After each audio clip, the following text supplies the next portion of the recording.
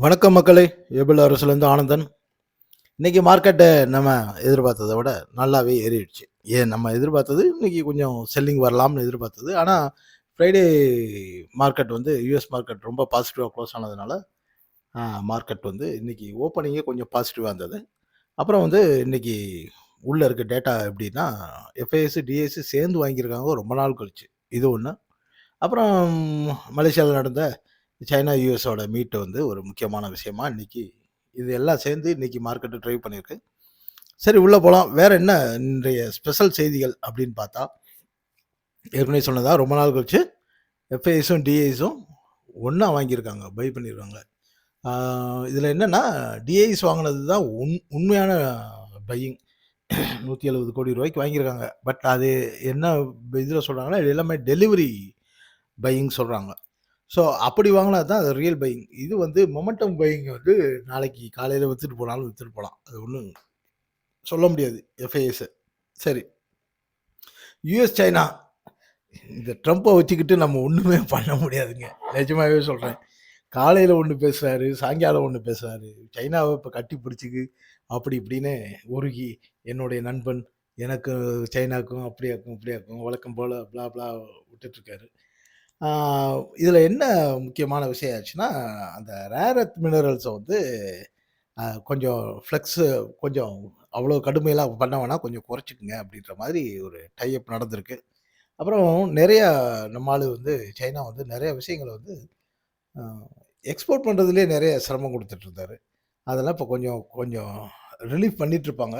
ஆனா ஒரு விஷயம் என்னால உறுதியா சொல்ல முடியும். சைனா வந்து அமெரிக்காவ போட்டு பார்க்க தான் போகுது. அது நிச்சயம். அதாவது அமெரிக்கா வந்து ஆணவத்தில் ஆடுறவய்ங்க. நான் வந்து பெரிய பவர்ஃபுல் ஆனாலும், "ஏய் நான் சொல்றத கேளு." அப்படி. "நீ இந்த பக்கம் திரும்பி நில்லு, அந்த பக்கம் திரும்பி தூங்குன்ற" மாரி பேசுற ஆளு. சைனீஸ் வந்து இந்த நம்ம ஊர்ல சொல்லுவாங்கல்ல, விஷம் பிடிச்சவங்கன்னு சொல்லுவோம்ல. அதாவது சிரிச்சுக்கிட்டே பின்னாடி குத்திட்டு போயிரும். அந்த மாதிரியான ஆளு. அதனால இன்னைக்கு நடந்த அந்த பைலேட்டரல் மீட்டிங்க வந்து ஒரு பெரிய ஒரு பெர்மனன்ட் பாசிட்டிவாலாம் எடுத்துக்க முடியாது. ஆனா, இது இப்பொழுதைக்கு ரிலீவ் ஆகியிருக்கு அப்படின்றதுனால, இப்போ மார்க்கெட் கொஞ்சம் ரிலாக்ஸ் பண்ணியிருக்காங்க. 3வது சம்பவம் என்னன்னா, வர்ற அடுத்த 2, 3 நாளைக்கு வந்து உலக அளவுல ரொம்ப முக்கியமான விஷயம். அதாவது ஃபெட் வந்து நமக்கு ரேட் கட் பண்ண போறாங்கன்னே நல்லா தெரியும். அது தவிர யூரோப்பியன் சென்ட்ரல் பேங்க் இருக்கு இல்லையா? ECB அவங்க வந்து அ இந்த மாரி மானிட்டரி பாலிசி வந்து அனௌன்ஸ் பண்ண போறாங்க. அதே மாரி ஜப்பானோட பேங்க் ஆஃப் ஜப்பானும் அனௌன்ஸ் பண்ண போறாங்க. ஸோ இந்த 3மே உலக அளவுல அ மார்க்கெட்ட அ அசைச்சு பார்க்கக்கூடிய விஷயம். அதனால இப்பொழுதைக்கு இந்த எக்ஸ்பெக்டேஷன்ல ஏறிட்டு இருக்கிறதெல்லாம் வந்து நம்ம பெருசா எடுத்துக்க முடியாது. ஃப்ரைடே ச ச தர்ஸ்டே தான் வந்து ஆக்சுவலி அவங்க அனௌன்ஸ் பண்றாங்க. ஆனா, அதுக்குள்ள நம்ம மார்க்கெட் முடிஞ்சிரும். ஸோ ஃப்ரைடேன்றது நமக்கு வீக்கெண்ட் க்ளோஸு. 2வது மந்த் எண்ட் க்ளோஸு நமக்கு. அதனால அன்னைக்கு ஒரு பெரிய செல்லிங் நடக்கலாம். அல்லது பெரும்பாலும் என்ன பொறுத்தவரைக்கும் கேட்டீங்கன்னா, ஒரு 70% அதுக்கான சான்ஸ் இருக்கு. ஒருவேள சர்ப்ரைஸா மார்க்கெட் மேல போச்சு அப்படின்னா, அப்புறம் வேடி இருக்கு. அதுக்காக தான் இந்த ஹை ரிஸ்க் வாலடைலிட்டின்னு ஒரு விஷயம் சொல்லியிருக்கேன். இந்த இந்த மேட்டர் வந்து நீங்க கொஞ்சம் சீரியஸா எடுத்துக்கங்க.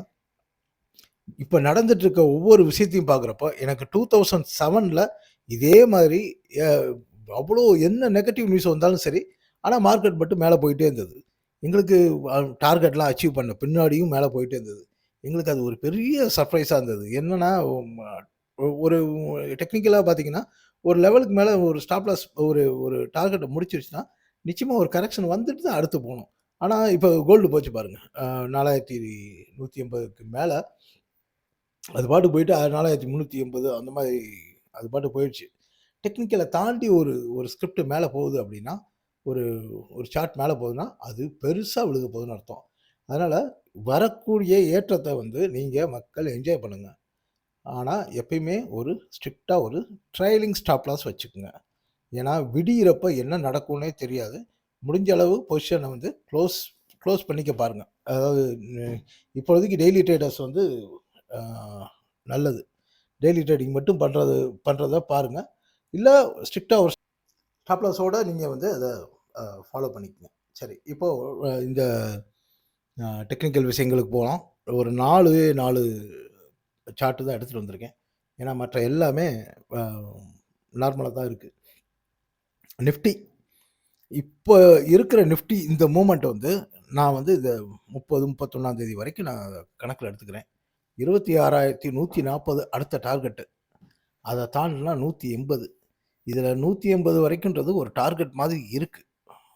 அதுக்கு மேல போனாலும் பரவால்ல. அது இல்ல பிரச்சனை. ஆனா, இன் அ டெய்லியில வந்து 26,140க்கு மேல குளோஸ் ஆச்சுன்னா, ஃபர்தரா அடுத்த மூவ்க்கு போகும். ஆனா, அது கொஞ்சம் ஸ்ட்ராங் குளோஸா இருக்கணும். ஆனா, இந்த மாதிரியான நேரத்தில வந்து ஸ்ட்ராங் க்ளோஸ் தான் நம்ம நம்பணும். ரைட்டு. ஆ 26,180க்கு மேல எல்லாம் க்ளோஸ் ஆச்சுன்னா, ஆல் டைம் ஹைய உடைக்க போறாங்கன்னு அர்த்தம். நம்ம சொன்ன மாரி அந்த 27,070, 80 அது பக்கம் போணும். சப்போர்ட்ன்னு எடுத்துட்டா இப்போதைக்கு அதெல்லாம் சும்மா ஒரு டெம்பரரி சப்போர்ட் தான். 25,710ல வந்து ஒரு சப்போர்ட் இருக்கு. அத உடைச்சு கீழ வரப்ப தான் ஃபர்தரா அடுத்த ஸ்டெப்புக்கு போகும். அடுத்து பேங்க் நிஃப்டி. பேங்க் நிஃப்டிய பொறுத்தவரைக்கும் எப்படி இருக்குன்னா, பாசிட்டிவா இருக்கு. ஆனா, பெரிய அண்ணாச்சியா இருக்கக்கூடிய HDFC பேங்க்கும், ICICI பேங்க்கும் இன்னைக்கு மேல நிக்க முடியல. நல்லா தான் மேல ஏறியிருக்காங்க. ஆனா, அந்த டெக்னிக்கலா ஒரு அந்த ரெசிஸ்டன்ஸ்க்கு மேல போ முடியல. அங்க போனோனே செல்லிங் வந்துருச்சு. அந்த 2ம். ஆனா, ஸ்டேட் பேங்க் மட்டும் ஸ்ட்ராங்கா ஏறியிருக்கு. இதுல என்ன விஷயம்னா, இப்ப கொஞ்ச நாளாவே பப்ளிக் செக்டார் பேங்க் வந்து நல்லா மேல போயிட்டுருக்கு அப்படின்னாலும், இது வந்து இந்த மாச குளோஸ் தான் ரொம்ப முக்கியம். இந்த வீக்லியும், இந்த மந்த் குளோஸும் தான் முக்கியம். ஒருவேளை இந்த மாசம் 920க்கு மேல எல்லாம் குளோஸ் ஆயிடுச்சுன்னா, பேங்க் செக்டார் நல்லா தான் இருக்க போகுதுன்னு அர்த்தம். நான் ஸ்டேட் பேங்க மட்டும் வச்சு சொல்லிட்டு இருக்கேன். ஆ அதே மாரி அ இண்டெக்ஸ எடுத்துட்டீங்கன்னா, 58,580 இதுதான் பெரிய ரெசிஸ்டன்ஸ். இதுக்கு மேல குளோஸ் ஆச்சுன்னா, பேங்க் நிஃப்டியும் ஆல் டைம் ஹை அடி பிச்சுட்டு போகும். சப்போர்ட் ரொம்ப கீழ தான் இருக்கு. ஒரு சப்போர்ட்ட சொல்லணுமேன்றதுக்கு 57,500ன்னு வச்சுக்கங்க, இப்பொழுதைக்கு. அடுத்ததாக ரொம்ப முக்கியமான அண்ணாச்சி நம்ம ஐடி. ஐடி வந்து இப்பொழுதைக்கு இந்த இன்னைக்கு வந்து அவரு ஒரு சேஃப் கேம் ஆடியிருக்காரு. ஒரு 2 பக்கம் இல்லாத மாரி ஒரு கன்சால்டேஷன் குடுத்துருக்காரு. இதுல முக்கியமான விஷயம் என்னன்னா, 36,580க்கு மேல குளோஸ் ஆகணும். அப்படி குளோஸ் ஆனா ஐடி செக்டார் செம்ம ராலி போகும். கீழ வந்து சப்போர்ட் வந்து 35,860ம், 35,300ம் சப்போர்ட்டா இருக்கு. ஸோ இது உடைக்கும் பட்சத்தில் 35,300லாம் உடைச்சுச்சுன்னா, திருப்பி கீழ வந்துரும். 36,600 கூட வச்சுக்கங்களேன். அத தாண்டுச்சுன்னா, ஐடி செக்டார் நல்லா ஃபாஸ்ட்டா மேல போகும். அப்புறம் மெட்டல் செக்டார் சூப்பரா இருக்குங்க. மெட்டல் இண்டெக்ஸ் இது சாரி ரியல் எஸ்டேட்டும் நல்லா தான் இருக்கு. ஆனா ரியல் எஸ்டேட் வந்து நீங்க நம்பவே கூடாது. என்ன காரணம்னா, இந்த இன்ட்ரெஸ்ட் ரேட்டுக்காக தான் அது ஓடிட்டுருக்கு. ஸோ அத பெருசா நீங்க நம்பக்கூடாது. மெட்டலும் கிட்டத்தட்ட அது அந்த இன்ட்ரெஸ்ட் ரேட்டுக்கு ஏத்த மாரி தான் பிஹேவ் பண்ணும். இருந்தாலும் இந்த பேட்டர்ன் வந்து ரொம்ப நல்லா இருக்கு. ஆ இப்பொழுதைக்கு இந்த இப்ப 10,460ல இருக்கு இல்லையா? இது 10,600 650 வரைக்கும் போ வேண்டியது இருக்கு. ஒரு டார்கெட் மாரி வச்சிருக்கு. அதனால ஒரு இன்னொரு 2% இருக்குன்னு வச்சுக்கங்களேன். இந்த கேப்ல வந்து நம்ம ஏற்கனவே நம்ம ஹிண்டால்கோ வந்து நம்ம பேசியிருந்தோம். 770 பக்கத்துல வாங்கி 805 பக்கத்துல குளோஸ் பண்ண சொல்லியிருந்தோம். அது 840 வரைக்கும் போயிருக்காங்க. டாடா ஸ்டீலும் அப்படிதான் 170ல வாங்கி 180 போக சொன்னது. 178 சம்திங் ஏதோ இருக்கு. செயில் வந்து ஃபெயில் ஆயிடுச்சு. 131 டூ 32ல பை பண்ண சொன்னோம். ஸ்டாப் லாஸ் வந்து 130 வச்சு வச்சுக்கிட்டு 145 டார்கெட் சொல்லியிருந்தோம். அது செயிலு ஃபெயிலு. அதே மாரி அடுத்த ஃபெயில் வந்து ரிலையன்ஸ் இண்டஸ்ட்ரீஸ் வந்து கீழ வரும்னு நம்ம சொல்லிட்டு இருக்கோம். நெனச்சிட்டு இருந்தோம். ஆனா ரோஸ்நெட்டாவது ரோஸ்நெட்டுக்கு ரோஸ்நெட்டுக்கு பாதிப்பு வந்தாலும் பரவால்ல. நாங்க என்ன வேணா செய்வோம் அப்படின்ற ஒரு கவர்மெண்ட்டோட அ பூஸ்டப்ல வந்து ரிலையன்ஸ் வந்து இப்போ மேல போயிட்டுருக்காரு. ஸோ வர்ற நாட்கள் கவனமா இருங்க. அ மார்க்கெட் வந்து பாசிட்டிவ் நோட் மாரி தெரியும். நான் திரும்பவும் சொல்றேன். 2007 பேட்டர்ன் மாரி திரும்பி வந்துட்டுருக்கு. அதனால கவனமா இருங்க. ஆ ரொம்ப நாள் ஆச்சு. ஏதாவது ஸ்டாக்ஸ் ஏதாவது பார்க்கணும்னா சொல்லுங்க. ஒரே ஒரு நண்பர் கேட்டிருக்காரு. நான் அது என்னன்னு பார்த்துட்டு சொல்றேன். அதுவரைக்கும் ஸ்டே சேஃப். நன்றி. வணக்கம் மக்களே.